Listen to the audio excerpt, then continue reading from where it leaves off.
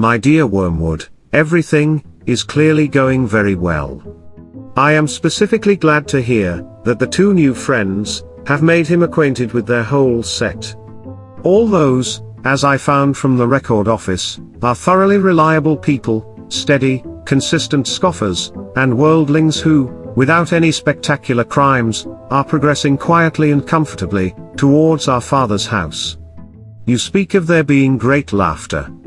I trust this does not mean that you are under the impression that laughter, as such, is always in our favor. The point is worth some attention. I divided the cause of human laughter into joy, fun, the joke proper, and flippancy.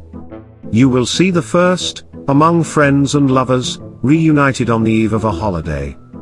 Among adults, some pretext in the way of a joke is usually provided, but the facility with which the smallest witticism produces laughter, at such a time, shows that they are not the real cause. What the real cause is we do not know. Something like, it is expressed in much of that detestable art, which the humans call music, is something like a curse is in heaven. A meaningless acceleration in the rhythm of celestial experience, quite opaque to us. Laughter of this kind does us no good, and should always be discouraged.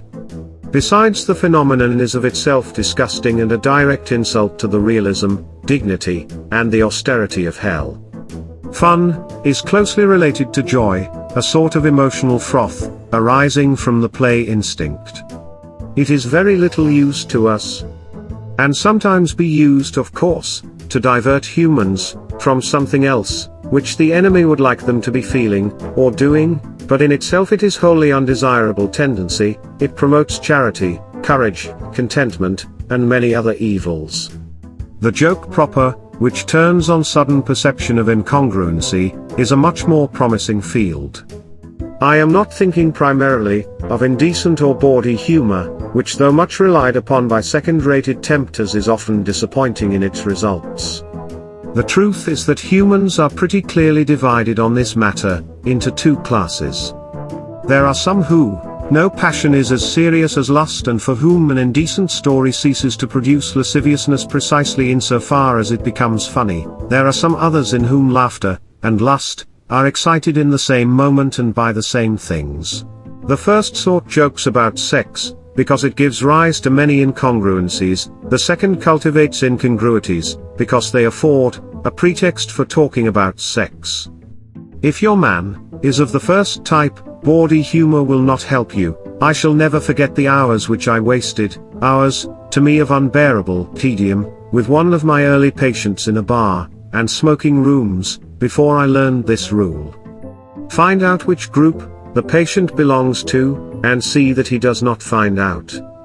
The real use of jokes or humor is in quite a different direction, and it is specifically promising among the English, who take their sense of humor so seriously that a deficiency, in this sense, is almost the only deficiency at which they feel shame. Humor is for them, is the all-consoling, mark this, the all-excusing grace of life. Hence, it is invaluable as a means of destroying shame. If a man simply lets other pay for him, he is mean. If he boasts of it in a jocular manner and twits with his fellows, with having been scored off, he is no longer mean but a comical fellow. Mere cowardice is shameful. Cowardice boasted of with humorous exaggeration and grotesque gestures, can be passed off as funny. Cruelty, unless the cruel man can represent it as a practical joke. 1,000 bawdy or even blasphemous jokes do not help towards a man's damnation, so much as his discovery that almost anything he wants to do can be done, not only without disapproval but with the admiration of his fellows, if only it can get treated as a joke.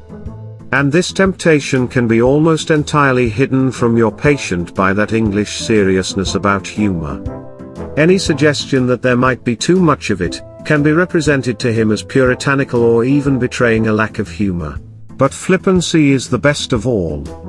In the first place, it is very economical. Only a clever human can make a real joke about virtue, or indeed about anything else. Any of them can be trained to talk as if virtue were funny. Among flippant people, the joke is always assumed to have been made, no one actually makes it, but every serious subject is discussed in a manner that implies that they have already found a ridiculous side to it. If prolonged, the habit of flippancy builds up around a man, the finest armor plating against the enemy that I know, and it is quite free of the dangers inherited by the other sorts of laughter.